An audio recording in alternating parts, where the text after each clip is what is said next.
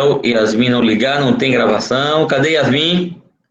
Ela que está gravando as aulas, é? Ah.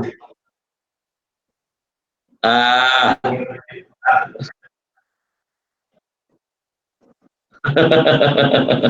Yasmin, você está roubando a cena aqui. Bem-vinda. Vamos nós.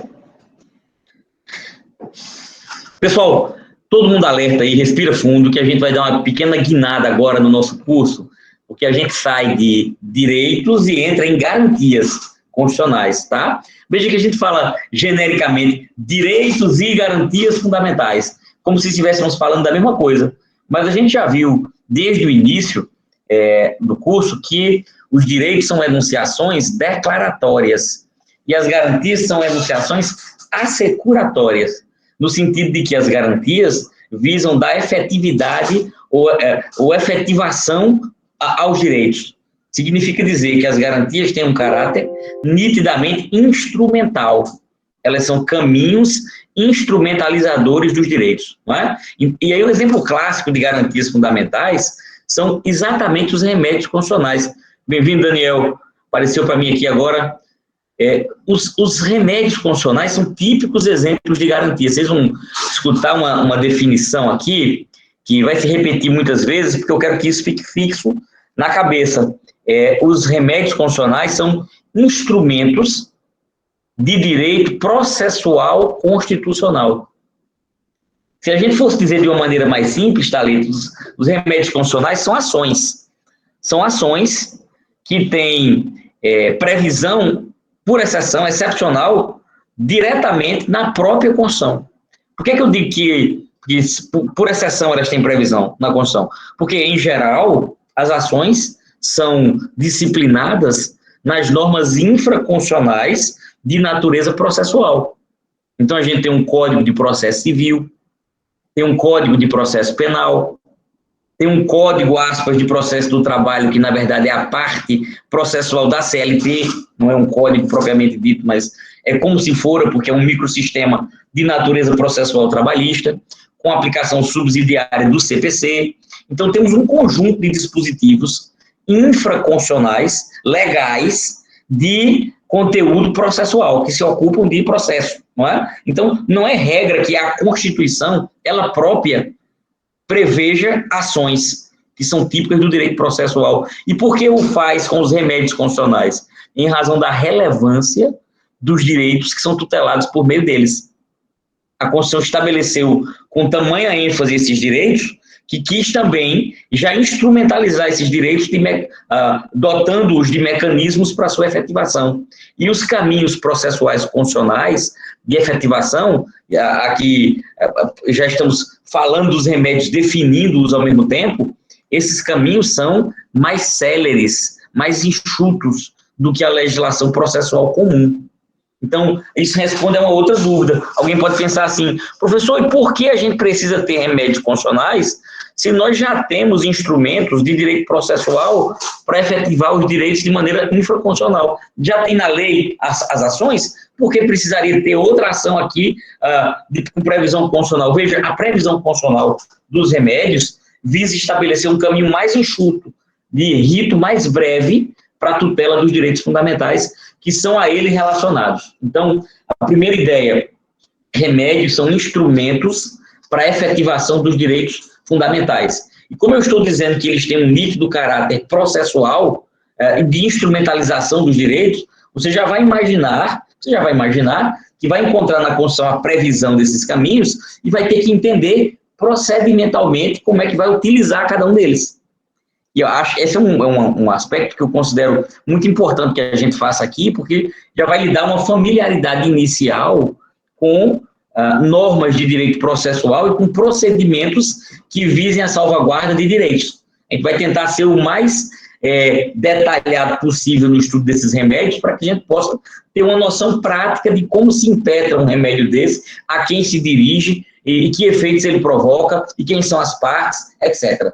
Tá bom assim? Todo mundo vive acordado? Vamos para o chat aqui. Primeira coisa, eu vou escrever aqui no chat habeas corpus, habeas data, mandado de segurança coletivo,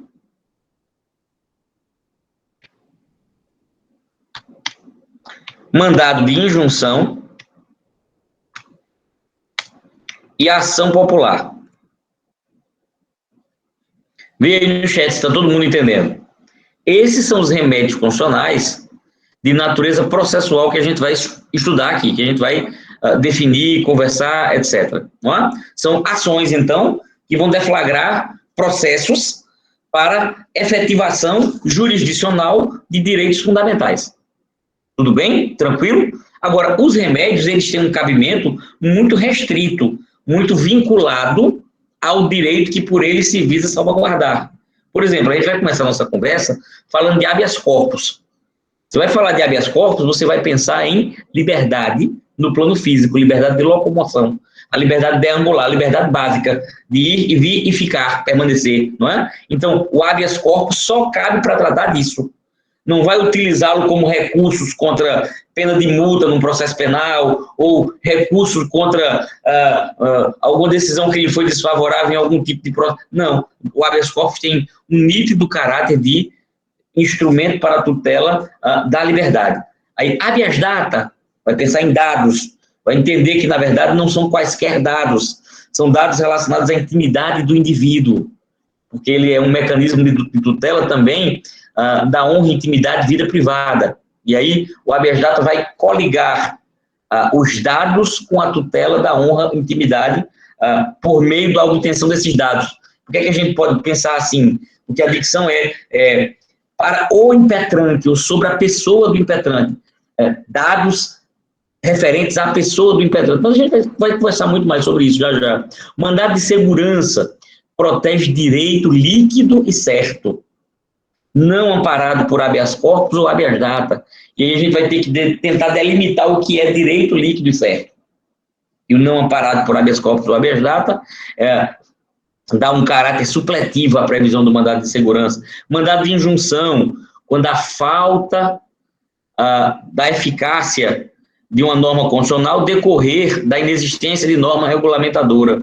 Então, quando a gente tiver um direito fundamental pendente de aplicabilidade por falta de norma regulamentadora, a gente vai, right of injunction, exatamente visa dar aplicabilidade a direitos que estão previstos, mas cuja efetivação resulta em certa medida deficiente, porque lacunosa, e aí criar critérios para aplicação do mandado de injunção. E a ação popular serve para proteger direitos que são tipicamente de terceira geração ou dimensão. Nós vamos tratar de direitos não individualmente apropriáveis, singularmente apropriáveis, senão que do indivíduo como membro da coletividade política que está inserido. Na ação popular, nós vamos trabalhar ubi societas, como sociedade. O cidadão vai ser uma espécie de substituto processual da coletividade, na qual ele também está inserido. Então, vamos proteger o patrimônio histórico, artístico, cultural, o meio ambiente, a moralidade administrativa, de eventuais atos lesivos a quaisquer desses bens jurídicos. O cidadão, então, se transforma aqui num fiscal dos interesses da sociedade da qual ele faz parte. Portanto, ele tem um caráter também de instrumento de participação. É um nítido direito político, tanto que a legitimação para propor uma ação popular é restrita ao cidadão. E nós ainda temos outros remédios de natureza não jurisdicional, que não são tipicamente ações, embora sejam também instrumentos, são procedimentais, que são o direito de petição e o direito de certidão, que também são considerados remédios constitucionais, mas são remédios constitucionais não jurisdicionais ou extrajudiciais, né? Remédios não jurisdicionais, remédios extrajudiciais não são ações. O direito de petição é o direito de pedir, não é? A gente vai falar sobre ele, também sobre o direito de certidão, se houver tempo. Então, temos uma longa jornada pela frente, tá? Eu fiz questão aqui de desenhar esse panorama introdutório para a gente compreender do que é que vamos falar. Tudo bem? E, ao mesmo tempo, já irmos introduzindo o tema.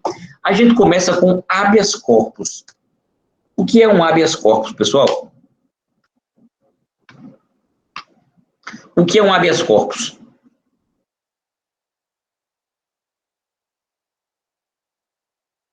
Remédio constitucional para tutelar o direito fundamental de liberdade.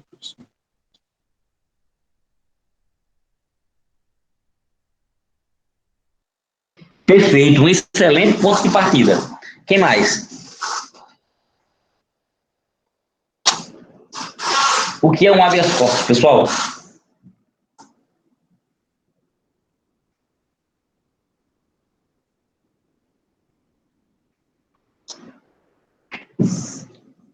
O que é um habeas corpus? Vem para o chat aqui todo mundo, vamos fazer uma pergunta rápida aqui. Quem já ouviu falar em habeas corpus? Diga eu aqui no chat. Já ouvi falar. No sentido de ter uma ideia vaga sobre ele. Todo mundo já, né? Todo mundo já. Talvez até já tenha estudado no constitucional passado, habeas corpus, não sei. Medida securatória do direito de liberdade de locomoção contra abuso de poder e ilegalidade. Muito bem, Vitor. Isso aí, isso aí. Você imagina que um habeas corpus é pedido em juízo ou fora do juízo? É remédio jurisdicional ou não jurisdicional?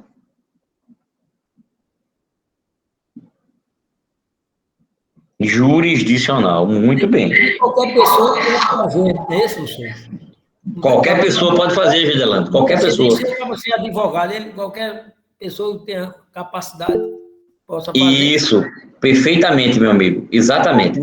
Veja, habeas corpus, habeas data, mandado de segurança coletivo, mandado de injunção, ação popular, todos são remédios jurisdicionais. A gente pede em juízo, tá bom? Tem um nítido caráter de ações, são ações constitucionais, são instrumentos de direito processual constitucional. No caso do habeas corpus, instrumento de direito processual constitucional, que tem foco na tutela da liberdade de locomoção contra a ilegalidade do abuso de poder. Ok? Vamos aprofundar isso? Lucas queria falar algo. Diga, Lucas. Não, era só, como o Juliano perguntou, antes pode ser feito em qualquer pessoa, até não importa o papel, teve casos que já foi até interpretado no guardanapo, por higiene. Isso, vamos chegar nisso, a gente vai falar do procedimento já já. Vamos detalhar um pouco mais e ser um pouco mais específico quanto ao procedimento do HC. Mas primeiro vamos entender o que é e para todo mundo ir seguindo de maneira sedimentada, pisando firme, né? A tradução literal de habeas corpus, nos remete a corpo livre. Habeas corpus, corpo livre, ou liberdade para o corpo, liberta o corpo, não é? Alguns traduzem como tome o corpo, no sentido de o apresente a uma autoridade jurisdicional que possa resolver sobre a sua liberdade, a liberdade deambular, não é? É aquela clássica ideia do apresente o homem e o caso ao tribunal, para que se examine sobre a sua liberdade, sobre a restituição imediata da liberdade, se for o caso, não é? A dicção constitucional, o habeas corpus é um remédio constitucional antiquíssimo, tá? Antiquíssimo. A doutrina costuma apontar suas raízes históricas remotas, mais distantes, já na Magna Carta Libertatum, então, Inglaterra do século XIII, não é? 1215, do rei João Sem Terra, sucessor de Ricardo Coração de Leão. Então, a gente volta a alguns séculos no passado para o começo da previsão do habeas corpus como um instrumento garantidor da liberdade que esteja eventualmente mal ferida por ilegalidade ou abuso de poder. Tudo bem? Como é que é a dicção constitucional do habeas corpus? A Constituição da gente diz assim: conceder-se-á habeas corpus sempre que alguém sofrer ou se achar ameaçado de sofrer violência ou coação na liberdade de locomoção por ilegalidade ou abuso de poder. Estão no chat vocês aí? Para entender esses rabiscos no chat aqui, eu estou desenhando no quadro agora, tá? O habeas corpus, então, cabe sempre que alguém sofrer ou se achar ameaçado de sofrer violência ou coação sobre a liberdade de locomoção por ilegalidade ou abuso de poder. Vamos separar em partes aqui. Primeiro, essa história de sofrer ou se achar ameaçado de sofrer, tá? Presta atenção nisso. Isso daqui faz a doutrina classificar o habeas corpus em 2 tipos. O HC preventivo e o HC repressivo. Tranquilo? Quem é o preventivo e quem é o repressivo? O preventivo é o do sofrer ou do ameaçado de sofrer? De sofrer. Um ameaçado é repressivo, não? Não, senhor, o contrário. O contrário. Você está ameaçado de sofrer o ceceio na sua liberdade, você impetra um habeas corpus preventivo, para evitar que aquilo se concretize. Já concretizada a coação, aí você impetra o HC repressivo para desfazer a coação. Não há mais o que prevenir, porque já houve. Então você quer desfazer. Isso aí. Pessoa certa, só que na sequência trocada, né? Isso aí. O HC preventivo é o de se achar ameaçado de sofrer. O HC repressivo é o que desfaz a violência já ocorrida. Agora, deixa uma ponderação fixada aqui em relação ao HC preventivo, tá? Não se pode fazer, Caio, uma impetração genérica.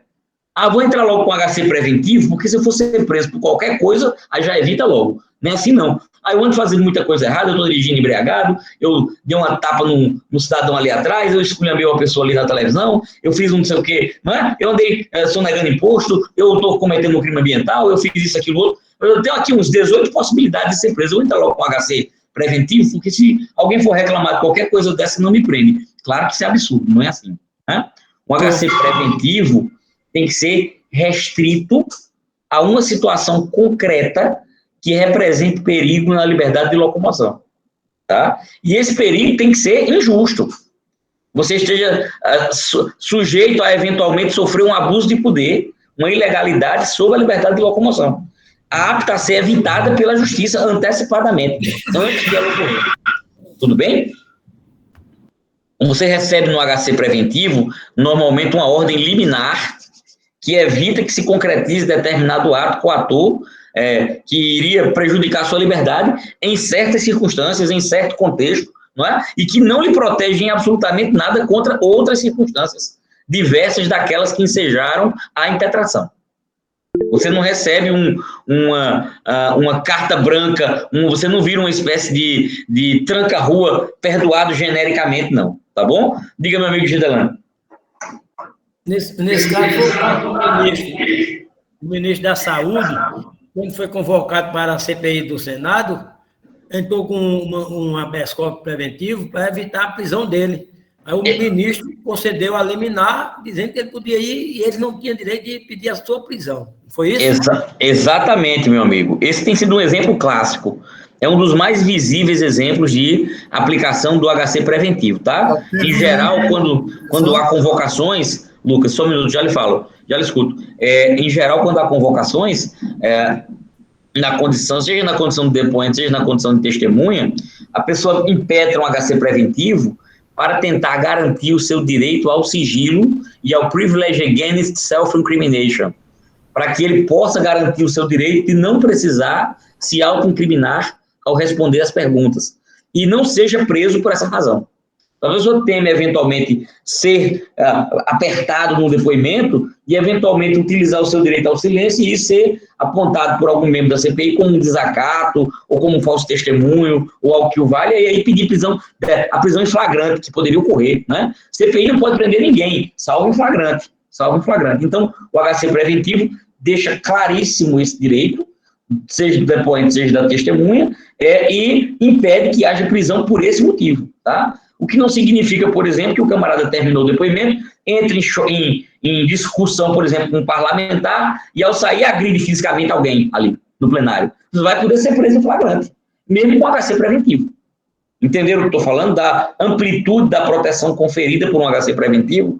Não é uma carta branca geral. Você não vira, seu Gidelano, um tranca-rua. Agora eu vou acabar com tudo aqui, porque eu estou com HC preventivo no bolso. Não pode, né?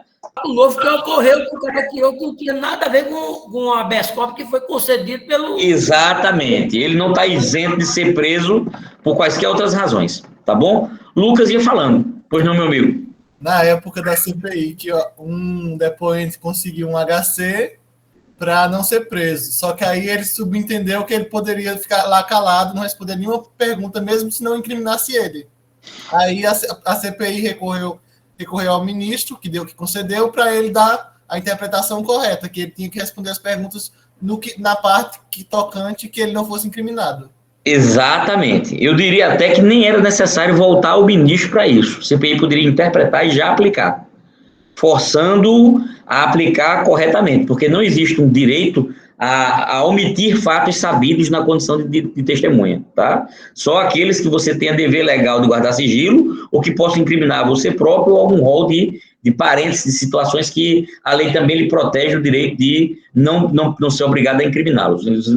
Quanto ao demais, calar fato sabido também configura crime de falso testemunho, tá bom? Vamos seguir. O HC repressivo, por sua vez, é o muito mais frequente, acontece quando o cerceio à liberdade já está efetivado.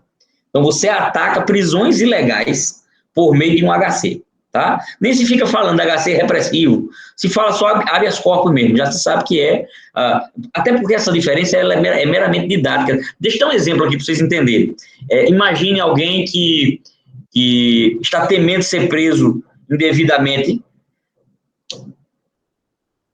e impetra um HC preventivo. Esse HC preventivo acaba não sendo julgado a tempo e a prisão ocorre. Impetrou o HC hoje, amanhã foi preso e ele ainda não foi julgado. Na próxima semana, lá para terça ou quarta-feira, vai o desembargador examinar o HC e recebe o comunicado de que a prisão ocorreu ainda na sexta da semana passada. E o HC é preventivo. Pergunto eu a vocês, o que deve o desembargador fazer?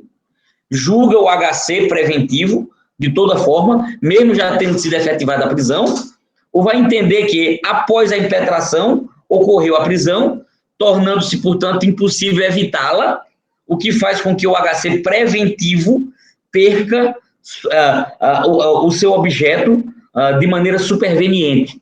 E aí extingue o HC, arquiva, por perda superveniente do objeto, já que a prisão foi efetivada e, portanto, não pode ser evitada.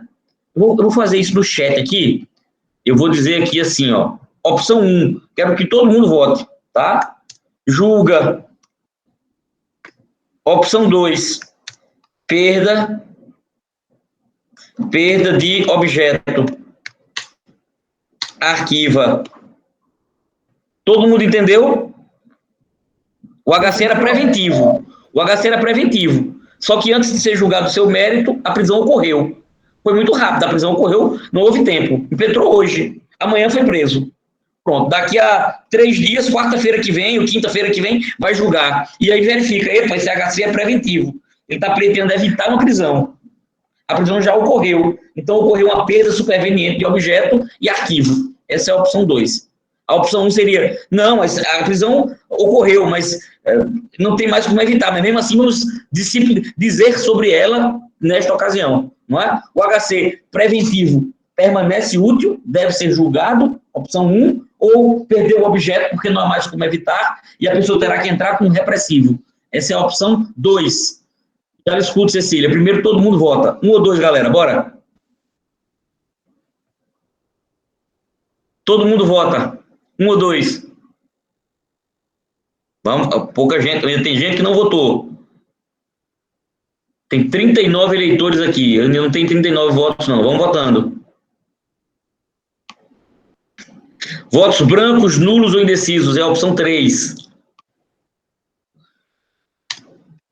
Brancos, nulos, indecisos, é a opção 3. Tem algum não?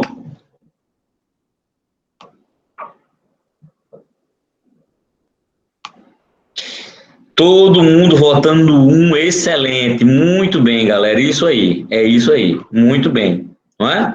Até porque, para a gente não precisar falar muito, eu vou entrar num tema que alguém até mencionou aqui já, não recordo se Lucas ou, não sei, alguém mencionou no início, Daniel, não sei, o habeas corpus é a ação de rito processual mais desburocratizado de todo o direito processual brasileiro.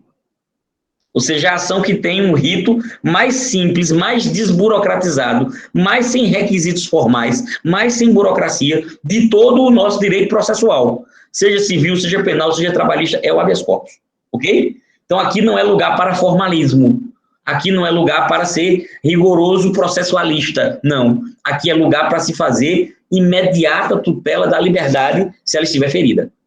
Imediata, emergencial, tutela da liberdade se ela estiver ferida. É por isso que se diz e esse é um exemplo que até se tornou clássico, o habeas corpus pode ser impetrado de qualquer modo, numa simples folha de papel manuscrita ou até num papel de guardanapo, embora isso não seja usual, não é? É perfeitamente possível a impetração digitada, digitalizada, xerocopiada, manuscrita, em talonário, em folha, não importa, não é? Não há burocratização para a tutela da liberdade quando ela estiver ferida, porque é um direito fundamental, absolutamente ligado à dignidade da pessoa humana, e cercear a liberdade física, essa liberdade deambular mais básica, seria atentar contra um direito inalienável de todo ser humano, um direito intrinsecamente ligado à dignidade da pessoa humana. É uma violência muito forte, um nível de penetração na esfera da liberdade individual muito grande, o cerceio da liberdade física.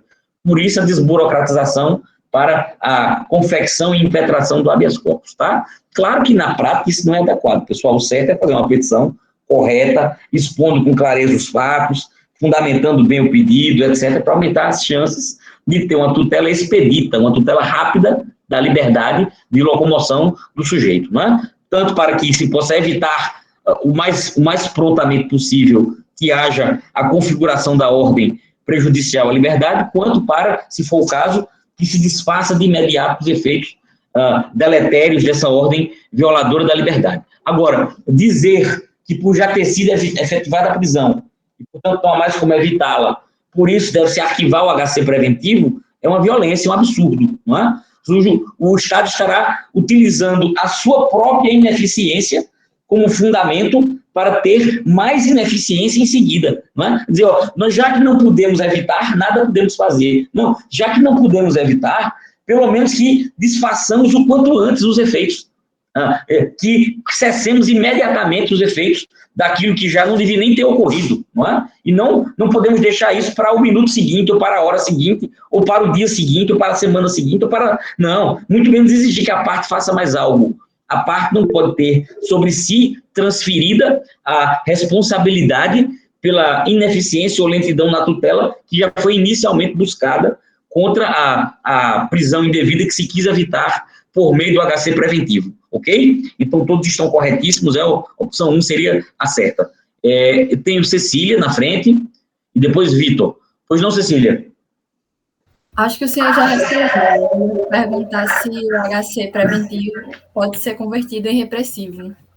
Imediatamente, sem nenhuma burocracia e sem precisar sequer mencionar esses nomes, tá? Essa é uma divisão meramente acadêmica, teórica. Estamos dizendo cientificamente que para evitar é um HC preventivo.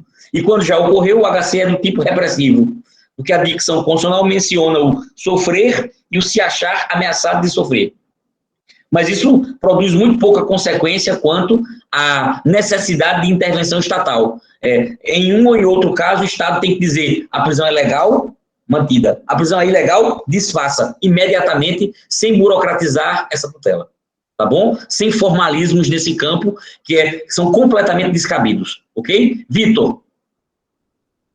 Professor, só para confirmar mesmo, então o HC pode ser impetrado a qualquer momento, tanto durante a investigação criminal quanto a instrução processual, correto? Correto, qualquer momento. A tutela da liberdade não tem prazo, tá? E nem perde o prazo, não tem quantidade de dias.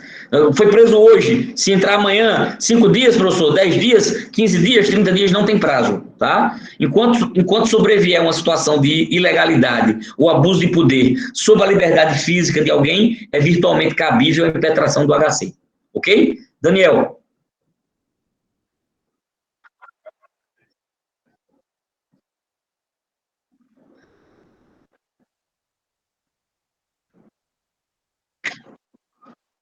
Precisa. Você vai, para protegê-lo, você deve dizer qual é a situação que ocorre, não é? Mas se durante entre a impetração e o julgamento sobrevier alguma mudança nesse campo, mas a liberdade dele continuar a perigo ou violentada, o HC continuará útil, ele não perde o objeto por isso, ok? O que faria um HC perder o objeto, por exemplo, seria você atacar uma prisão e antes do julgamento a prisão ser desfeita, não é? Aí sim se poderia dizer, não, a prisão já foi desfeita porque a própria autoridade prolatora já fez cessar as circunstâncias, não há mais necessidade, ok? Mas alterações assim, está a perigo de ser preso e impetrou, aí foi efetivada, vai julgar, não tem mais como evitar. Se não tem como evitar, tem como examinar se está legal ou não para desfazer, de plano, tá? Isso foi exatamente o que a gente já conversou.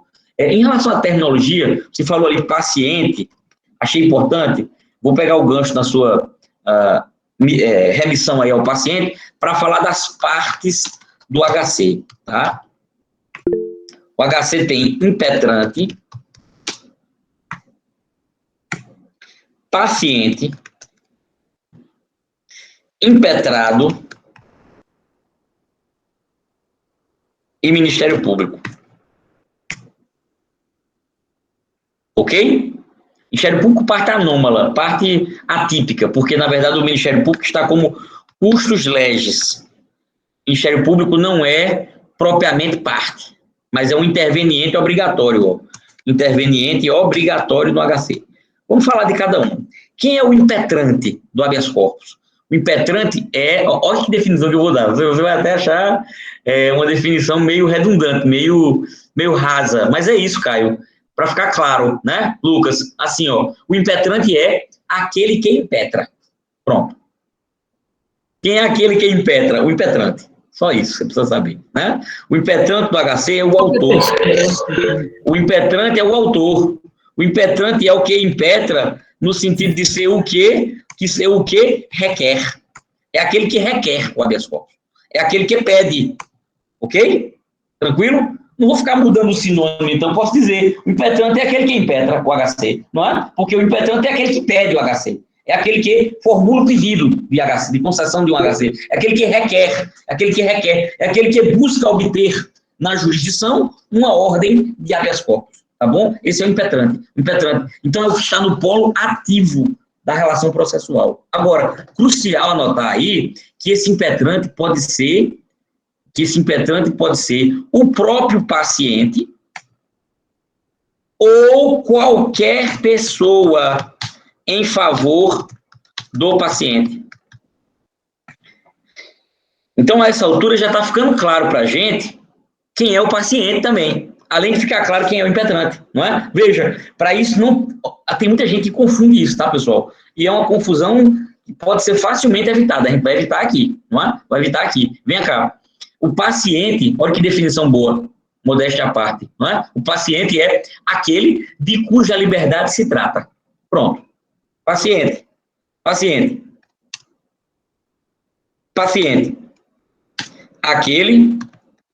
de cuja liberdade se trata.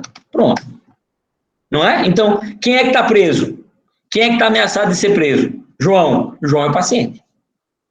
Claro que João é o principal interessado em impetrar um habeas corpus para pedir por sua própria liberdade. Então, o João, que é o paciente, que é aquele de cuja liberdade se trata, é o primeiro legitimado a pedir por sua liberdade. E se ele o fizer, ele será impetrante e paciente. Pelo fato de ser impetrante, não deixa de ser paciente, não, porque continua sendo ele que está preso. Então, ele continua sendo aquele de cuja liberdade se trata. Lógico que ele próprio pode impetrar um habeas corpus para si, não é? O que a lei faz nesse campo não é restringir, ao contrário, é ampliar as possibilidades de defesa da liberdade. Vitor e Sr. Gedelano, já falo com vocês. O que a lei faz nesse campo é ampliar as possibilidades. Ele permite que Gedelano impetre um habeas corpus para pedir a liberdade de João. Então, Gedelano se apresenta para requerer que João seja liberado. Permite que Vitor impetre um habeas corpus em favor de Pedro. Vitor se apresenta como parte, requerendo ao tribunal que Pedro seja libertado, porque Pedro está sofrendo uma prisão ilegal por isso, isso. e Gidelane, e Pedro, e Cecília, e Pablo, e qualquer pessoa, em favor de qualquer paciente. Veja a amplitude do que a gente... O que é que tem de especial nisso, professor? Isso é uma peculiaridade do habeas corpus. Vamos fazer uma nota de rodapé rápida aqui. Para propor qualquer ação, isso é são as chamadas condições da ação, você precisa, entre outras, ter legitimidade. Legitimidade. Então, não pode qualquer pessoa pedir algo em favor de qualquer outra no direito processual comum. Se seu Gidelane tem um crédito de R$1.000 contra Caio, quem pode cobrar esses R$1.000 é Gidelane. Não tem como Lucas entrar com ação contra Caio para obrigar Caio a pagar 1.000 a Gidelane, não. O que é que vai faltar a Lucas? Legitimidade ativa. Caio vai poder dizer, ué, Lucas, quem é você aqui nessa história? Eu não lhe devo nada, Lucas. Ué, Lucas, eu não lhe conheço. Lucas não tem... Não, mas você está devendo a Gidelane, não sei o quê. Quem é você, Caio? Quem é você, Lucas? Quem é você, Pedro? Não, você não tem legitimidade ativa para isso. Todo mundo entendendo? No habeas corpus, por exceção, a lei amplia essa possibilidade. O mesmo Lucas pode vir pedindo a liberdade de Caio, mesmo sem Lucas estar preso, mesmo sem Lucas ter nada a ver com Caio. Gidelane pode pedir a liberdade de Lucas, sem ter nada a ver com ele.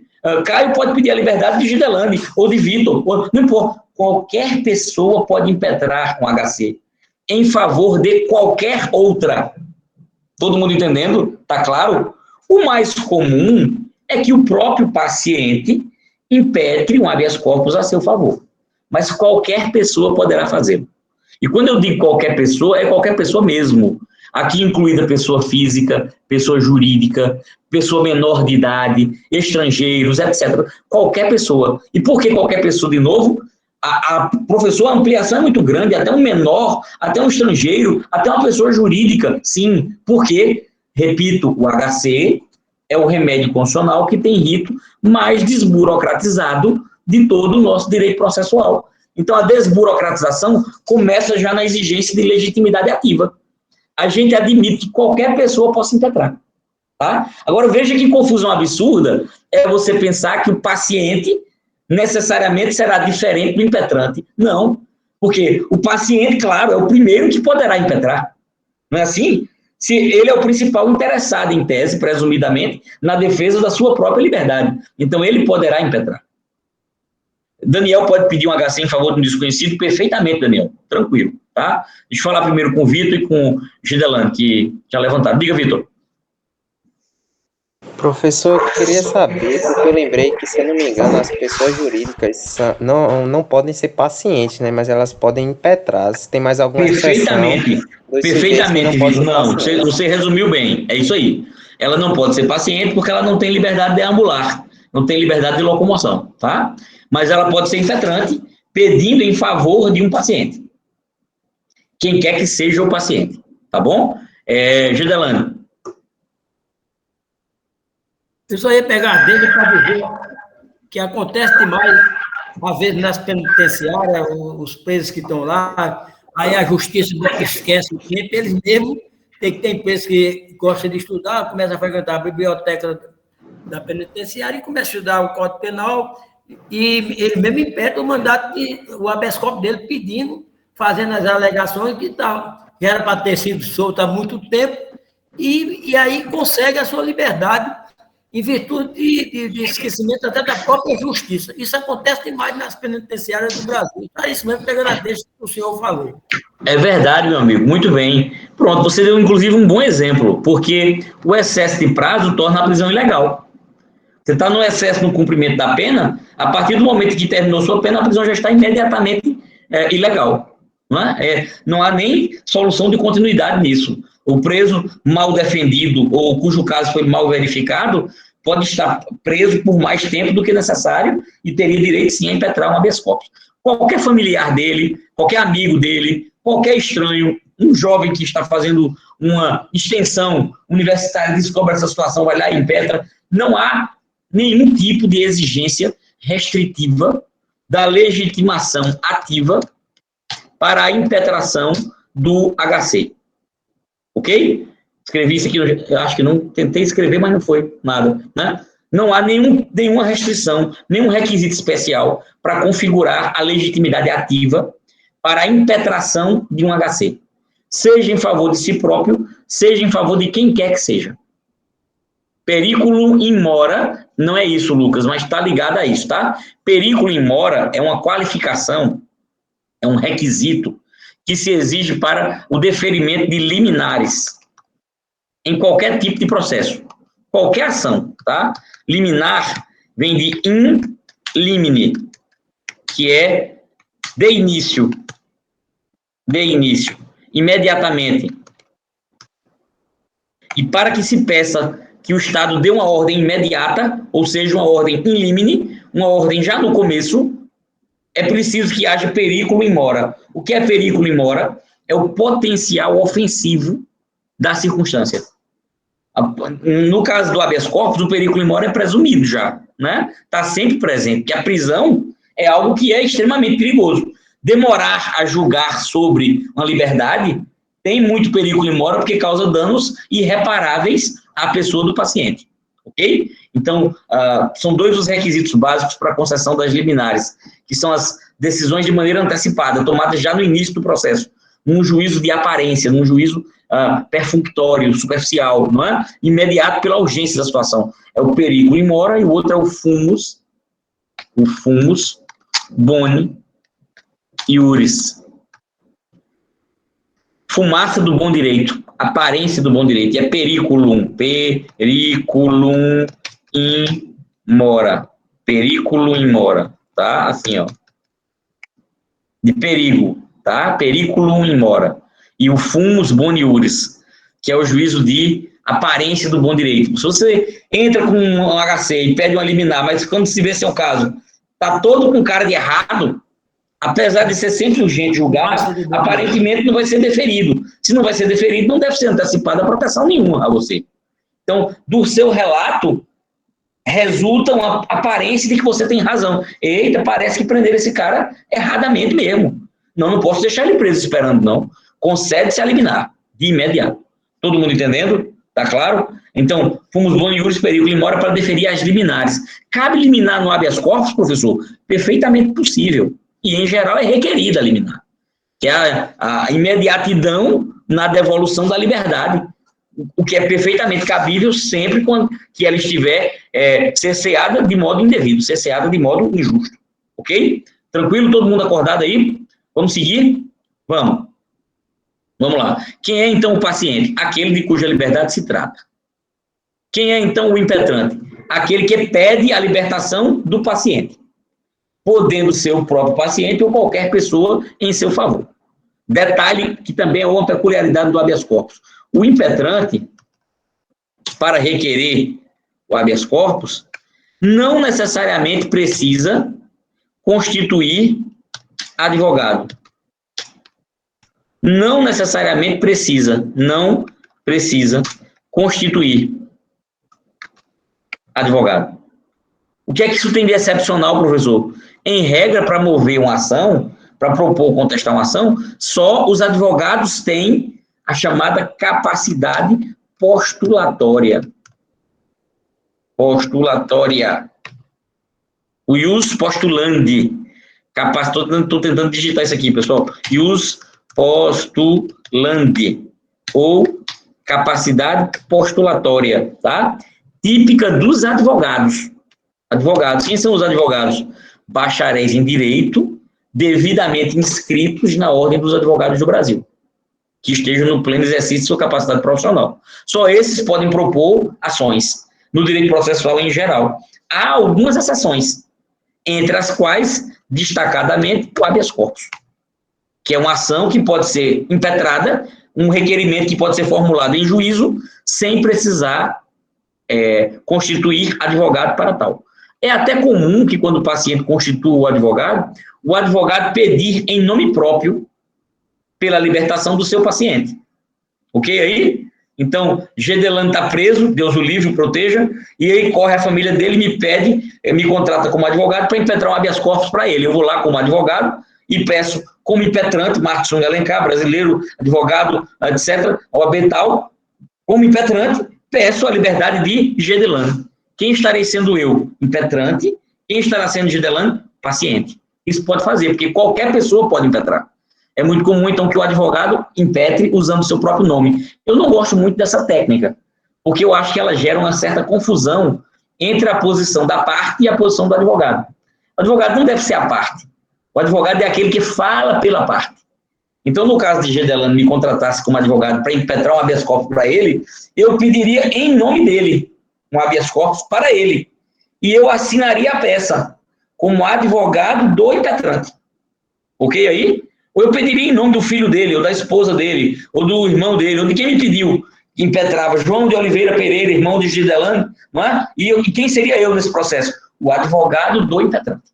Eu acho que o advogado não deve confundir-se com parte. A gente fala pela parte, mas sem tomar o lugar dela. Todo mundo entendendo? Está cabendo na cabeça, mas pode fazer perfeitamente. É muito usual que se faça dessa forma. Que impetre o advogado em nome próprio, pedindo pelo paciente, pedindo pela liberdade do paciente. Tranquilo? Antes de Daniel, tem alguém? Não. Antes de Daniel, tem alguém? Então diga, Daniel. Por favor, meu amigo.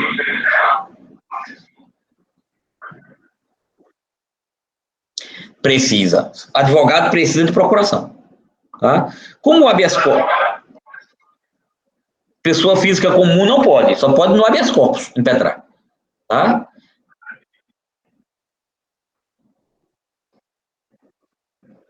Seus pais seriam impetrantes ou seriam pacientes?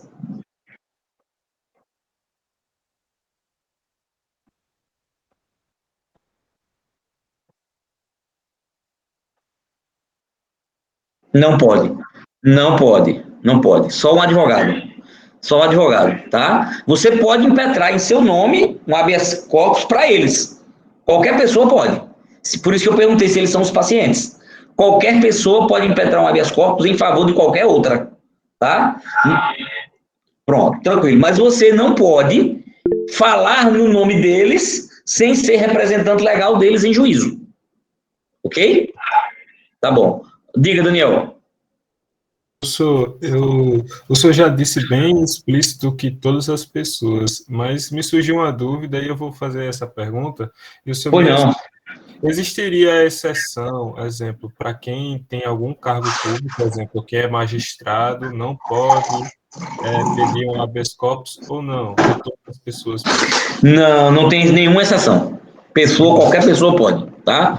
Vai verificar se há algum impedimento de ordem legal, por exemplo, para o magistrado atuar como advogado. Ele tem um impedimento total de exercício da advocacia.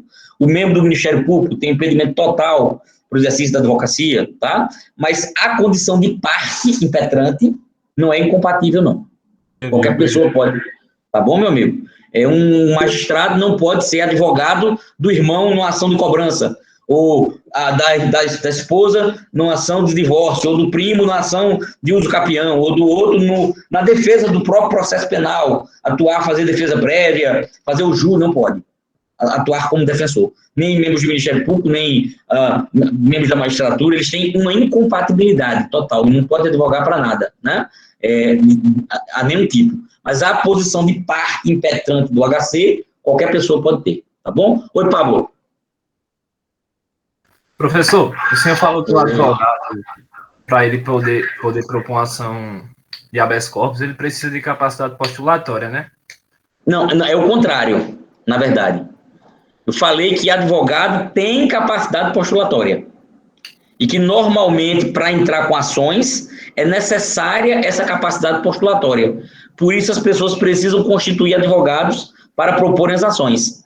E que no habeas corpus, por exceção, isso é dispensado. O que faz com que qualquer pessoa possa pedir, mesmo sem advogado, ou mesmo sem ser advogado. Ok? Mas no caso do advogado, no caso, ele não precisa necessariamente de capacidade postulatória para poder impetrar. A capacidade postulatória, ele é inerente, Pablo. Essa é a característica do advogado. O poder do advogado, concedido pela ordem jurídica, é exatamente essa capacidade postulatória. O jus postulandi dele. Entendi. Obrigado. Tá bom? Então, isso é indispensável, salvo quando o direito processual admita que se postule mesmo sem a capacidade postulatória. Ele atribui a capacidade postulatória às partes, que não a têm. A capacidade postulatória está para o advogado como a autorização para fazer cirurgia está para um cirurgião. Você não é cirurgião, você não pode fazer cirurgia. Você vai estar cometendo exercício ilegal da medicina, ok? Mas, eventualmente, numa situação de urgência de vida ou morte, você pode fazer um atendimento emergencial para salvar a vida de alguém. Pronto, isso aí é um habeas corpus. Admite-se a dispensa da capacidade postulatória, que, em regra, é exigida, para que qualquer pessoa possa postular em favor de qualquer outra, mesmo sem ser advogada. Seria um ato de urgência, no caso, que poderia ser retificado depois, pelo juiz, no caso. É isso que eu queria chegar. Exatamente. A gente coloca como o habeas corpus como sendo, presumidamente, uma tutela sempre urgente. Entendi. É isso que justifica essa ampliação da legitimidade ativa, essa dispensa dos requisitos, essa informalidade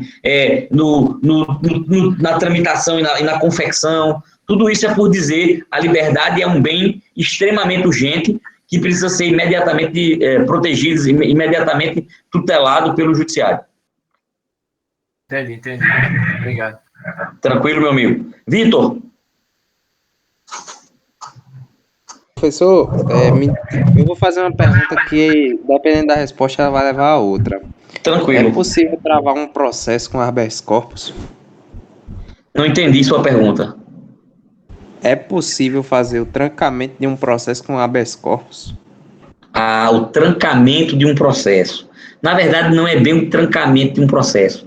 É o trancamento de uma ação penal, tá?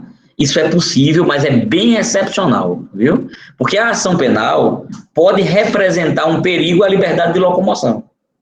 Então, seria uma ofensa indireta à liberdade de locomoção. Mas em se tratando de ação penal, já apontando-se o risco concreto sobre a liberdade de locomoção em decorrência dela, se essa ação for manifestamente descabida, a ausência de justa causa para a persecução penal, em tese, pode ser apontada no habeas corpus, tá? Já para evitar até que a própria persecução penal aconteça quando houver uma liberdade de locomoção em risco, em perigo. E por que eu digo que isso é bem excepcional? Porque o habeas corpus é uma via muito estreita. Nele não há espaço para dilação probatória. Então, você não vai poder provar inocência no habeas corpus. Você tem que ter algo, assim, absolutamente desproporcional. Por exemplo, uma ação penal proposta por um suposto crime que, do próprio relato, é um crime possível. Ou que, do próprio relato, é um crime manifestamente prescrito, não tem a menor viabilidade. Então, o juiz nem deve receber a ação penal, tá? Aí a gente está falando do momento em que a denúncia vira ação penal. O processo penal pode ser evitado, o juiz faz o primeiro juízo, que a gente chama de juízo de admissibilidade. Mas essa pergunta ela é bem processual, tá? Virtualmente é possível, sim, trancar uma ação penal por meio da impetração de um habeas corpus quando for manifestamente injusta a própria existência da persecução penal, sem que o habeas corpus se converta num instrumento de examinar a inocência ou culpa da pessoa, tá bom? Deu para entender, Vitor? Só outra dúvida, então seria nessa fase de admissibilidade e persecução penal é que seria feita essa situação? Normalmente é nesse momento, mas não há nenhum requisito ou restrição legal ao uso, não. Pode até se usar no momento seguinte, quando tivesse iniciado o processo penal de modo manifestamente indevido, tá? Usar um habeas corpus para trancar a ação penal. É um juízo de admissibilidade da própria ação penal, viu? Que é diferente do juízo de culpabilidade do acusado. É tão absurdo esse processo que não devia nem estar acontecendo o processo contra essa pessoa. Aí, nesse caso, e ela está virtualmente sujeita a sofrer restrição na liberdade de locomoção em razão disso. Nesse caso, é virtualmente possível trancar por habeas corpus, tá bom? A gente chama de usar o habeas corpus para o trancamento da ação penal. Oi, Daniel.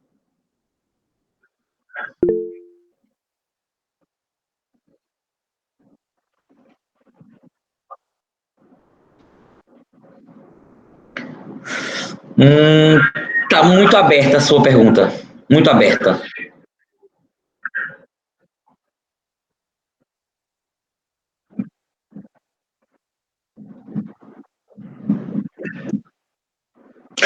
Dizer que é um absurdo já é uma maneira de avaliar, né? Negar legitimidade ativa é típico. Negar legitimidade ativa é típico das ações em que há restrição da legitimação ativa para a pessoa do titular do direito. No caso do habeas corpus, é inadequado negar a legitimidade ativa ao impetrante, porque a lei garante a qualquer pessoa a legitimidade. É como se qualquer um de nós estivéssemos legitimados a pedir pela liberdade de quem quer que seja, tá? Aqui a gente constrói aquela ideia de que o mal que se faz, ou a agressão que se faz a qualquer um, é uma ameaça que se faz a todos. Então, qualquer pessoa está legalmente legitimada, presumidamente legitimada a pedir pela liberdade de quem quer que seja no habeas corpus, o que é uma grandíssima exceção, não é? Oi, Vitor. Professor, caso o juiz indefira o pedido de habeas corpus, tem algum tipo de recurso ou seria já o mandato de segurança? A aproximação que teria que ser Às vezes um habeas corpus em seguida. Vai depender do fundamento do indeferimento. Às vezes um novo habeas corpus contra o ato do juiz que negou o habeas corpus. Tá? Tem muitos recursos no direito processual penal. O que eu queria deixar assentado aqui para vocês é que o habeas corpus é uma ação constitucionalmente prevista, sem burocratização nenhuma na sua tramitação, que permite um alargamento da possibilidade de impetrar, deixando que qualquer pessoa possa impetrar, mesmo sem precisar constituir advogado, o que, aliás, eu vou fazer um parênteses aqui, embora seja possível, é totalmente contraindicado, tá? Não é porque a lei permite que se impetre um habeas corpus sem advogado que você vai ser doido de tendo a liberdade de locomoção de alguém em perigo e a justiça na cara dura sem ninguém, não é? Então você na justiça, com advogado, precisando de um habeas corpus, já está numa situação horrível. Porque precisar de um habeas corpus é desesperador, né? Fazer isso com um bom advogado já é uma situação... E aí, ir numa situação terrível, extrema dessa, sozinho, inventando o que fazer, ou impetrando na folha do guardanapo, etc., a gente admite só por ilustrativamente mostrar a desburocratização e a necessidade de conceder rapidamente. O habeas corpus pode ser concedido até de ofício pelo magistrado, examinando que a situação é ilegal, né? Veja, a maneira de chegar a conhecimento já obriga as autoridades a agirem quanto à defesa da liberdade, o que não significa que a pessoa deva fazer. Na folha de papel manuscrita sozinha, no guardanapo, sem advogado. Você pode até fazer, e tem direito de ser julgado. Mas o risco e a chance de funcionar é bem menor. Bem menor. Né? Um habeas corpus poderia pedir uma prisão em flagrante. Eventualmente, sim, Raíssa. Talvez não para impedir a própria prisão no momento do flagrante, mas para desfazê-la. Por exemplo, tem situações de flagrante em que se admite a liberdade condicional com ou sem fiança. E, eventualmente, ela pode estar sendo ilegalmente estendida, uma prisão preventiva, não é? Ou uma prisão em flagrante. E essa extensão indevida torná-la ilegal. Aí a gente já começa a entrar no juízo de mérito do próprio habeas corpus, tá bom? Mas é virtualmente possível, sim, tá? Falei já de paciente, de impetrante, da dispensa de constituição de advogado, embora totalmente contraindicado, mas possível, impetrar sem o advogado, né? O que mais? Ministério Público, disse que o Ministério Público é parte anômala, não foi? No HC, disse que o Ministério Público é parte anômala no HC. Por quê? Porque ele, na verdade, está lá como fiscal da legalidade. Tá? Então, o Ministério Público nem é impetrante, nem é paciente, nem é julgador do HC, ele é um fiscal da legalidade. Ele vai dar um parecer sobre a razão ou não do impetrante, que pede pelo paciente. Então, ele vai dizer se deve ou não ser restituída de plano a liberdade do sujeito. Tá? Pergunto eu, esse parecer é vinculante ao judiciário? Sim ou não?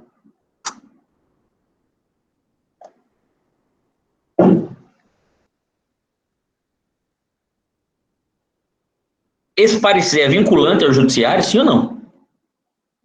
Eu acho que não.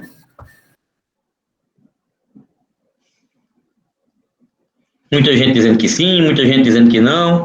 Eu acho que todo mundo entendeu, né? O Ministério Público é interveniente obrigatório no HC. A pergunta é, o parecer que ele oferta é vinculante ao juiz? Lógico que não, lógico que não. Se fosse vinculante... O juiz não é obrigado a seguir o parecer, não. O juiz pode ter um pensamento contrário ao parecer do promotor, do procurador. Perfeito, seu Gedilano. Inclusive, vou responder utilizando sua colocação e lhe devolvendo uma pergunta. Se o juiz estivesse vinculado ao parecer do MP, na verdade, quem era que estaria julgando? Não é verdade? Se o juiz estivesse vinculante entendi, Daniel, sua pergunta, vinculante a responder, claro, porque não pode negar a jurisdição, tá? É um dos princípios, o princípio da indeclinabilidade da jurisdição. O magistrado tem que prestar jurisdição, tá? Nesse sentido, sim, não é vinculado a seguir, porque se ele tivesse que seguir, ele seria um carimbador da opinião do MP. É muito comum que o juiz decida diferente do MP, tá? É muito comum que ele decida diferente do MP, ok? Todo mundo vive acordado? Muito bem. Se o parecer do Ministério Público for seguido pelo juiz, o Ministério Público não pode nem recorrer do seu próprio parecer. Se for contrariado, aí ele adquire legitimidade recursal. Ele passa a poder recorrer contra a decisão judicial que ultrapassou ou decidiu de maneira diferente do que se fixou no seu parecer, tá? O impetrado, ainda não falei sobre ele, também chamada autoridade coatora. Antes de definir, vou perguntar a vocês. Vamos fazer um exemplo prático aqui para eu perguntar. Todo mundo no chat, tá? Atenção aí, todo mundo vai vir para o chat. Vamos lá. Vamos dar um exemplo prático. Lucas está preso. Lucas está preso por ordem do delegado Caio. Ok aí? Por ordem do delegado Caio. Certo. Muito bem. Aí, Lucas está preso por ordem do delegado Caio. Tudo bem? Família de Lucas achou um absurdo, etc. Lá vem Yasmin e impetra um habeas corpus pedindo a liberdade de Lucas contra o ato do delegado Caio, e esse habeas corpus é levado para o juiz Gedilane. Então, impetra perante a vara do juiz Gedilane o HC pedindo a libertação de Lucas. Pergunto eu, vamos de novo, cada um aqui, quem é o paciente nessa história? Quem é o paciente? Isso, muito bem, muito bem, muito bem, muito bem. Quem é o impetrante? Quem é o impetrante? Foi Yasmin, não foi que eu falei que ia impetrar? Isso, pronto. Muito bem, muito bem, muito bem. Agora vamos ver se estão espertos. Tem Caio e tem Gidelândia aqui. Caio foi o delegado que mandou prender. Gidelândia é o juiz que vai julgar o HC. Quem dos dois é o impetrado? Caio ou Gidelândia?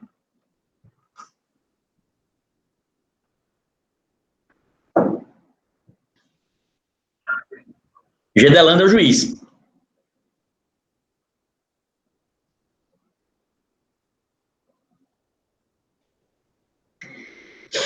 Quem é o impetrado? É o delegado Caio ou é o juiz Gidelândia?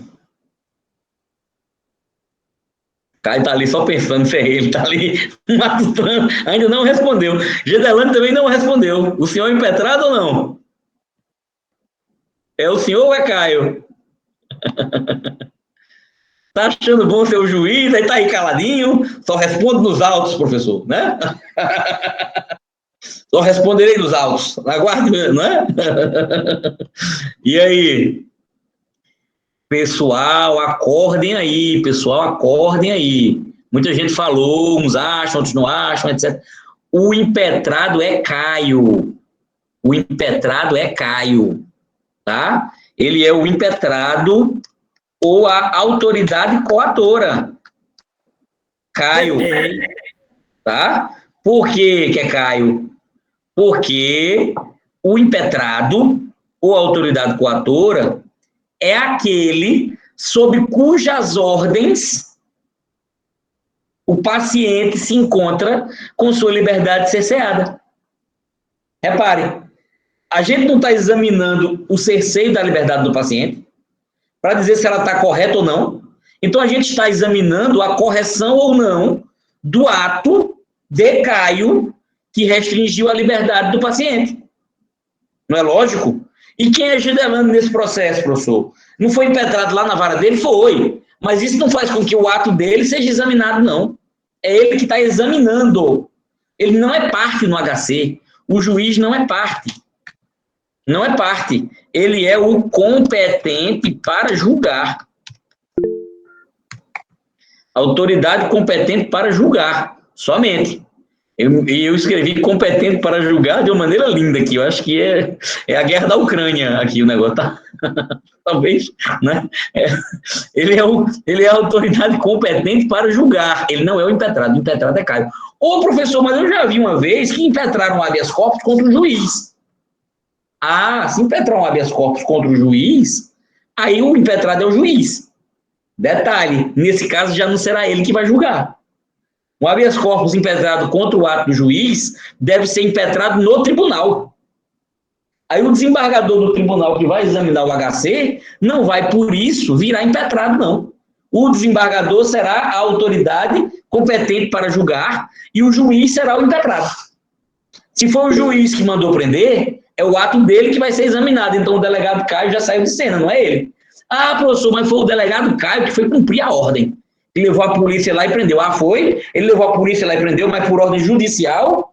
O juiz Gedelano mandou prender alguém, o delegado foi lá e cumpriu. HC contra quem? Contra o ato do juiz. O juiz é o impetrado. Entendeu a ideia? E qual é a situação em que o delegado vai ser o impetrado, professor? Quando ele determinar a prisão. Ele é que tá, o ato dele é que está sendo combatido. O advogado vai lá na cadeia, isso aqui cabe fiança, isso não fixa fiança nenhuma, não, deixa esse bandido aí. Só solta quando a justiça mandar. Mas, rapaz, o senhor está agindo com arbitrariedade, tem que liberar. Não, libera não, e vai embora. Pronto. HC contra o ato do delegado. Todo mundo entendendo? Tá claro? A autoridade coatora será o impetrado, é exatamente aquele sob cuja responsabilidade, sob cujas ordens a prisão está sendo efetivada, mantida, não é? E o paciente está preso por razão daquele ato ali. Professor, mas e se o juiz também der um ato, ou negar o HC, aí ele virtualmente passa a ser a autoridade coatora. Tá? E se for um ato do tribunal, a prisão de alguém, aí o tribunal também regra de competência. Se for um desembargador monocrático, vai para o pleno. Se for um pleno, uma instância superior, aí você vai discutir no processo civil, quem é, no processo penal, quem é o competente e em razão da autoridade impetrada. Tem basicamente duas circunstâncias que alteram a competência para julgamento e que fixam a competência de julgamento no HC. Uma é a pessoa do impetrante, do paciente do impetrante, né? Por exemplo, um HC a favor de presidente da República, parlamentar federal, deputado, senador, etc., ministro de tribunais superiores, já deve ser pedido originariamente no Supremo Tribunal Federal. A primeira circunstância, não é? E a outra é a observação da hierarquia das autoridades jurisdicionais. Você nunca pode impetrar um HC contra um ato de uma autoridade superior perante a autoridade inferior. É sempre no nível dela ou para cima. Tá? Se o HC é contrato do delegado, vai no juiz. Se o HC é contrato do juiz, vai no tribunal. Se o HC dentro do tribunal contra o ato de um desembargador isolado, vai para o plenário do tribunal. Se é do tribunal, vai para o tribunal superior. E assim sucessivamente. Tenham calma, porque tem muita regra de definição de competência, tanto na legislação processual civil, como na legislação processual penal, e a gente não vai exaurir isso aqui.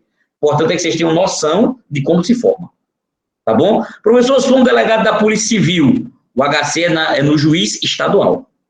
Se for um delegado da Polícia Federal, o HC é na Justiça Federal. Qual é basicamente a diferença do delegado da Polícia Civil para o delegado da Polícia Federal, além do salário? É a competência de investigação. O delegado da Polícia Federal vai fazer atuar como polícia judiciária nos crimes de competência da Justiça Federal. O delegado da Polícia Civil vai atuar como polícia judiciária nos casos de competência da Justiça Comum, também chamada de estadual. Em termos quantitativos de competência, a Justiça Comum estadual, e por via de consequência o delegado estadual, tem muito mais competência, tem muito mais caso. Porque a competência deles é residual. Aquilo que não é federal é dele. O que é federal é enunciado. É crime de falsificação de moeda, crime contra bem ou interesse da União, crime de tráfico ilícito de entorpecentes, crime contra o sistema financeiro nacional, etc. Esse rol de competência aqui. E o resto, professor, é todo da Justiça Estadual. Então, em geral, furtos, roubos, homicídios, agressões, crimes sexuais, crimes contra a honra, etc., é tudo da Justiça Comum Estadual. Enorme a competência. Tá? Não, professor, mas eu estou dizendo aí homicídio, mas foi um homicídio que ocorreu dentro da Receita Federal. Não, claro que se atrair a competência da Justiça Federal, sai da Justiça Comum e será a competência federal. Todo mundo entendendo? Mas ambos são polícias judiciárias, que vão fazer o inquérito policial para promoção da ação penal. Aí veja, ó, na Polícia Estadual, o delegado da Polícia Estadual, o delegado da Polícia Civil, oficiará junto com o Ministério Público Estadual, que é o promotor de justiça, e proporá ação penal no juiz criminal da comarca competente dentro do Tribunal de Justiça do Estado. Todo mundo entendendo? Fazer um paralelo com a esfera federal. Seria o delegado da Polícia Federal, presidindo um inquérito policial de um crime de competência federal, oficiando junto com o procurador da República, que poderia ser chamado de promotor federal, que faz o mesmo que um promotor estadual, só que perante a Justiça Federal, não é? E esse procurador da República, aspas, promotor federal, iria propor uma ação penal perante um juiz federal, que é o mesmo que o juiz estadual nos casos de competência federal. Não sei se está todo mundo entendendo o paralelo que eu estou fazendo. Não é? Até quem defende que procurador da República deveria ser chamado de promotor federal, para parecer mais com promotor comum, com promotor da justiça comum, que ele é um promotor, é membro do Ministério Público. É melhor do que o termo procurador, que gera uma confusão indevida com procurador advogado, que é o procurador defensor de órgãos, não é? Por exemplo, um procurador federal não é Ministério Público, ele é um defensor de autarquias federais, não é? É um procurador federal ou um procurador estadual, é um procurador do Estado da Paraíba, é um advogado que defende o Estado. O procurador do município de João Pessoa defende o município de João Pessoa. Um cara da AGU é um advogado da União que parece com um procurador da União. Não tem nada a ver com o procurador da República ou com o procurador do Trabalho, que são membros do Ministério Público. Todo mundo entendendo? Está claro aí? Muito bem. Então, essa terminologia acaba tumultuando um pouco o conhecimento das pessoas em geral para as competências das autoridades. Vamos voltar para a conversa aqui? Todo mundo de acordo? Entenderam que, nesse exemplo, o impetrado foi Caio, porque foi ele que mandou prender, e Gedelando é apenas o juiz que iria julgar, sem prejuízo de que Gedelando possa ser impetrado quando ele der uma ordem. Imagine o juiz decreta uma preventiva de alguém, indevidamente. Gedelando decretou uma preventiva, e mal fundamentada contra alguém. O advogado da pessoa vai lá e impetra o HC, pedindo a liberdade da pessoa, atacando a ordem de Gedelando. Ok aí? Aí, quem é o impetrado? Gedelando, que é a autoridade coatora. Quem é o impetrante? A pessoa que está pedindo o HC. Quem é o paciente? É a pessoa que teve a preventiva decretada contra si. Esteja ela já presa ou não.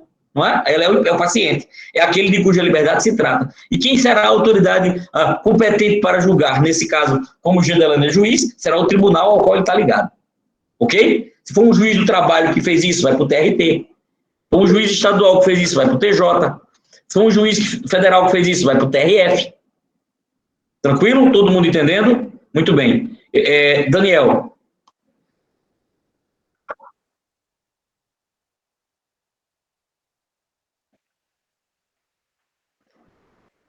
É uma boa pergunta. Não necessariamente. Depende. Se ele der um ato, se a ordem dele constituir ela própria um fundamento para a manutenção da prisão, aí passa a ser. É como se fosse uma encampação. Toda vez que a autoridade superior se manifesta, você já não tem mais como atacar o ato da inferior, porque já tem um mais alto determinando o mesmo. Então, você tem que pedir a alguém que tenha jurisdição revisional sobre este ato. Ok? Por isso que a gente diz que ele adquire a condição de impetrado. Não é bem adquire a condição. Passa a ser necessário atacar essa ordem mais alta para obter a liberdade, e a ordem foi dele, então ele será o impetrado. No eventual possível novo HC. Tá? Ser impetrado também, pessoal, não tem nada de mal nisso, não. Viu? Ele não virou um réu ou um promovido numa ação penal comum, não. Aqui a legitimação é diferente. A discussão aqui será da restituição imediata ou não da liberdade. Claro que se houver algum abuso de autoridade manifesta, etc., ele pode vir a ser responsabilizado. Porque decretar ou realizar uma prisão indevida, ilegal de alguém é algo muito sério, não é? Claro que poderá ser responsabilizado, etc., mas não necessariamente decorre do provimento de um habeas corpus alguma responsabilização para a autoridade, não. Tá? Se não havia um juízo claro de ilegalidade naquilo, e ele tem fundado motivo para entender que foi legítima a decretação da prisão, então não há daqui nenhuma responsabilidade imediata a ser extraída em seu desfavor, não. Tá bom? Todo mundo compreendendo? Vamos fechar aqui os detalhes para a gente poder fechar o habeas corpus. Um outro ponto que eu acho que é importante, o habeas corpus é gratuito. Anote aí. Gratuito. Portanto, Portanto, não tem custas, tá? Não vá pedir justiça gratuita no habeas corpus. Você pedir justiça gratuita no habeas corpus é você pedir para subir para cima. E já estando em cima, ainda mais, né? Eu quero subir para cima e já estou em cima. Não, meu amigo. Subir só poderia ser para cima e você já é gratuito. Então, não peça gratuidade.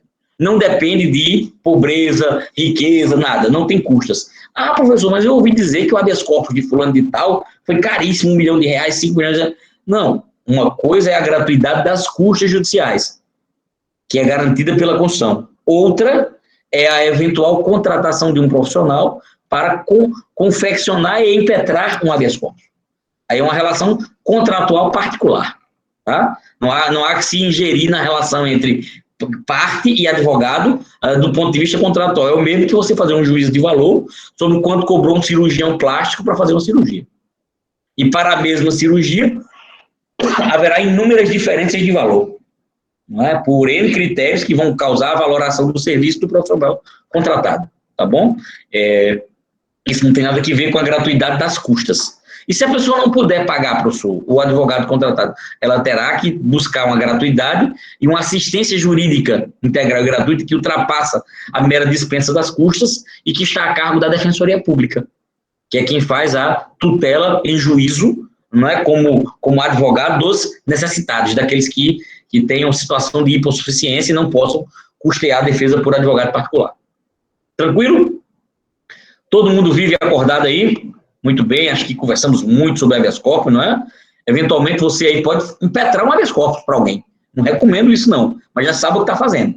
Sabe que o impetrante pode ser qualquer pessoa, irá pedir a liberdade do paciente, sabe que deverá pedir contra quem mandou prender o paciente, quem está responsável pela prisão desse paciente, sabe que deve dirigir a uma autoridade competente para julgar, não é? E vai expor os fatos e formular o pedido de colocação imediata desse paciente em liberdade. Tecnicamente, a gente chama de concessão da ordem de HC, tá?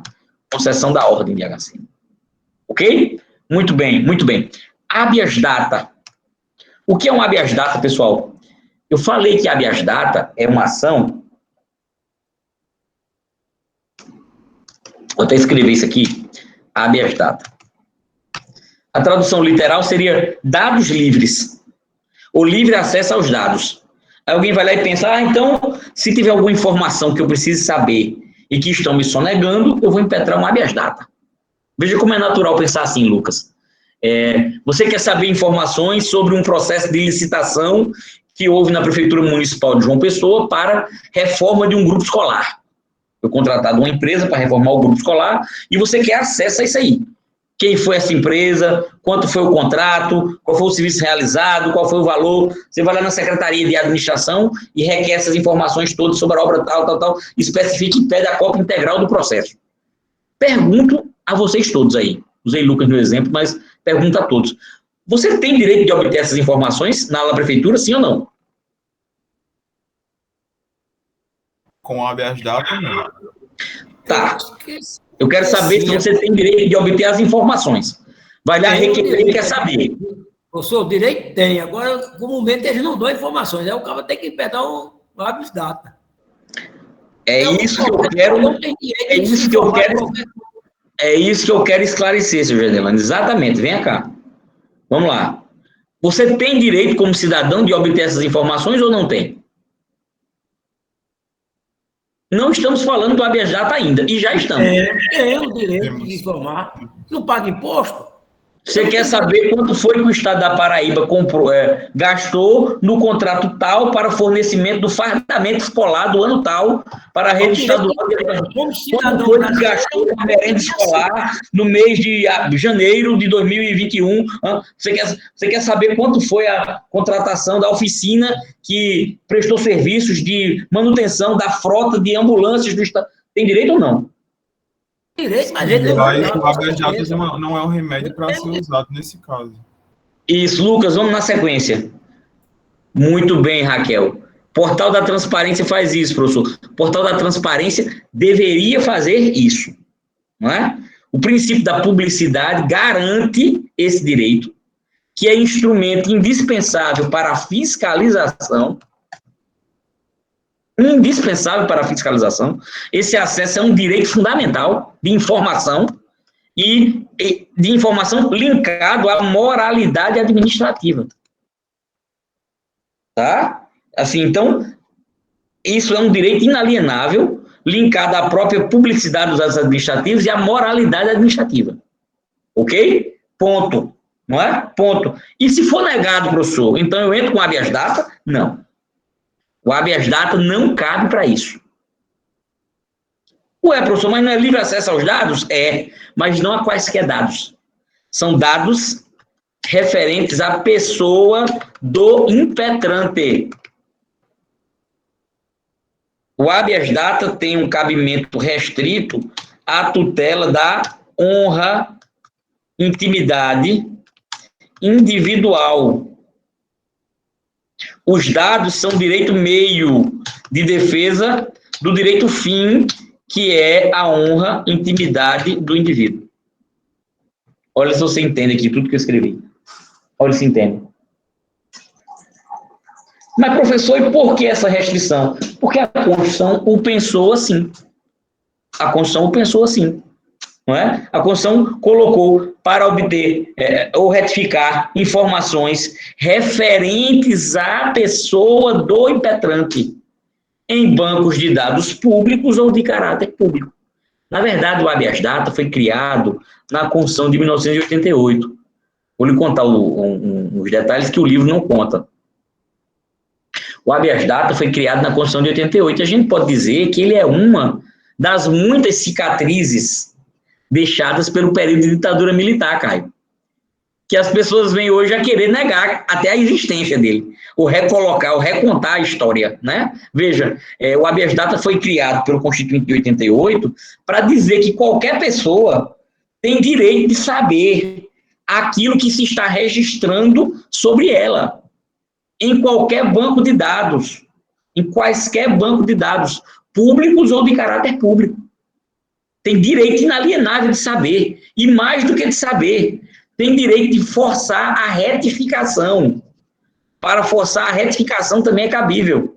Ou seja, está cadastrando informação errada sobre mim, eu tenho o direito de forçar a consertar. O banco de dados não pode registrar isso, não. Tem que mudar e fazer isso, porque está errada a informação. Então, você tem direito de acessar e de retificar informações sobre você em quaisquer bancos de dados públicos ou não, que tenham caráter público, né? Governamentais ou não. Por que eu linko isso com a ditadura militar, pessoal? Porque era muito comum fazer cadastro de informações sigilosas sobre pessoas. Fulano é subversivo, Beltrano é comunista, Cicrano fez isso, aquilo outro, e aquilo ficar lá catalogado, fichado, você sendo objeto de informações e de trocas de informações e até de responsabilizações sem saber nem o que estava acontecendo em seu desfavor em determinado lugar. O habeas data é uma proclamação expressa de que não se pode cadastrar informações sobre alguém de maneira sigilosa contra esse próprio alguém. Pelo menos direito de saber o que falam sobre mim num banco de dados público ou de caráter público eu tenho. E se estiver errado, também tenho o direito de forçar a corrigir. Em tempos de redemocratização, isso parece pouco importante, mas não é. Porque há aqui um registro histórico importantíssimo que o habeas data deixa posto na Constituição. É uma garantia que também tem um nítido caráter de direito fundamental. É tão imbrincada a tutela da intimidade e da honra com os dados aqui, que você diz, é um instrumento importantíssimo, porque se alguém estiver catalogando algo, informações a meu respeito, qualquer banco de dados, público ou privado, e me negar o acesso, eu poderei consultar por meio do habeas corpus, forçar a me viabilizar o acesso, e até a corrigir também, por meio do habeas data, tá? Por meio do habeas data. E tem mais. Também de modo gratuito, tá? Também de modo gratuito. Tanto forçar a conferir, a permitir o acesso, quanto a eventual retificação. Em termos de redemocratização, a gente atualiza a utilidade do habeas data, por exemplo, para Serasa, Cadim, SPC, cadastro de diretores lojistas, etc., não sei do que, cadastros de instituições financeiras, quaisquer bancos de dados consultável ainda que por um grupo restrito de pessoas ou de instituições cadastradas, que esteja catalogando informação sobre alguém, toma a feição de bancos de dados de caráter público e, portanto, acessível por habeas data. Então, lá vai seu Gedilane no Serasa e pede a informação sobre o CPF dele. Quer saber o que é que consta aqui sobre o meu CPF no Serasa. O Serasa diz, seu Gedilane, lamentavelmente, nós só damos informação do nosso cadastro aos nossos usuários, que são nossos clientes, que são filiados à rede Serasa. O senhor tem que pagar mensalmente para ficar consultando o nosso cadastro. Não, minha querida, eu não estou querendo consultar o seu cadastro, não. Eu quero saber o que consta sobre mim no seu cadastro. Ah, não, mas isso é uma consulta. E aí, quem tem razão, Serasa ou Gedilane? Tem que informar ou não tem? Tem. Informar. Mesmo que ele não seja cliente, mesmo que ele não tenha pago absolutamente nada e nem queira vínculo nenhum com ele. Ele quer saber o que tem no CPF dele lá. Se está cadastrando informação sobre ele, ele tem direito disso. E se não der, professor, habeas data. Habeas data. Ele está dizendo aqui que o senhor não pagou a parcela tal do financiamento, não sei qual. Ele, ó, que o recibo. Tira isso aí agora mesmo. Está errado, está me causando prejuízo, etc. Lamentavelmente, seu Gedilane, a gente não tira anotação no nosso cadastro por pedido assim de ninguém. É só a própria pessoa ou empresa filiada à rede, que alimenta a rede de informações e que foi responsável pela inserção, que pode nos mandar um ofício para a retirada. Então, o senhor tem que se dirigir à financeira tal e lá pedir que eles deem baixa, porque eles é que são legitimados no Serasa para promover a baixa. Senão eu não vou em lugar nenhum, eu quero que tire isso aqui do meu CPF, porque está aqui o comprovante. Quem está certo? Gedilane ou Serasa?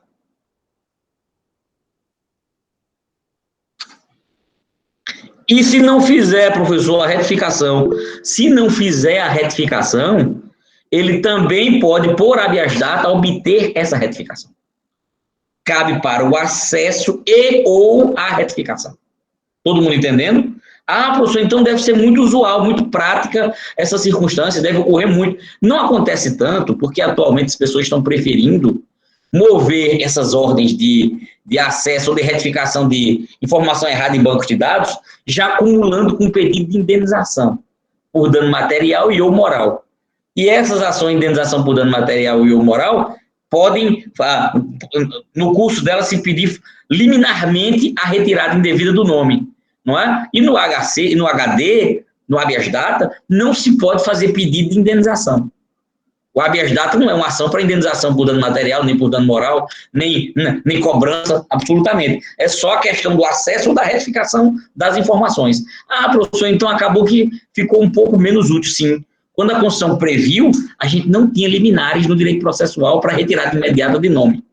Se tivesse com uma negativação indevida, teria que entrar, por exemplo, com a declaração de inexistência de débito, ou com o ordinário de obrigação de fazer contra a pessoa que registrou indevidamente a informação para que ela retire, e isso ia ser julgado no mérito, depois de não sei quanto tempo. Muitos anos, às vezes, né? Então, depois de uma indenização, você podia passar anos com o nome indevidamente negativado. Aí o habeas data era extremamente útil, porque podia se promover por meio dele a retirada imediata, a retificação imediata da informação. Tá? Hoje em dia se pode fazer isso no próprio processo civil, por meio do Instituto da Tutela Antecipatória. Nesse caso, seria cabível uma tutela antecipatória liminar. Tá bom? Então, habeas data, remédio constitucional, criado pela Constituição de 88, que garante a qualquer pessoa o direito de acessar quaisquer informações registradas sobre elas em banco de dados público ou de caráter público, e também de forçar a retificação das informações eventualmente erradas a seu respeito. Não é instrumento para garantir acesso amplo a quaisquer dados. Professor, então vamos retomar aqui o caso da repartição pública, onde eu pedi informação e que por transparência me devia ter sido fornecido, não foi. Já vou lhe antecipar aqui o filme, né? Tem um remédio constitucional que tem caráter subsidiário, que protege direito líquido e certo que você tenha, e que não seja protegível por habeas corpus nem por habeas data.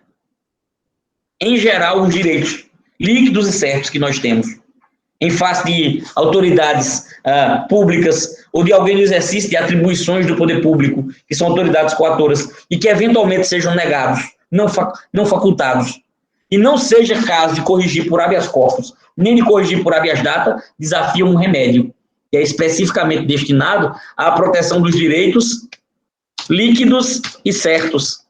Quem é esse remédio?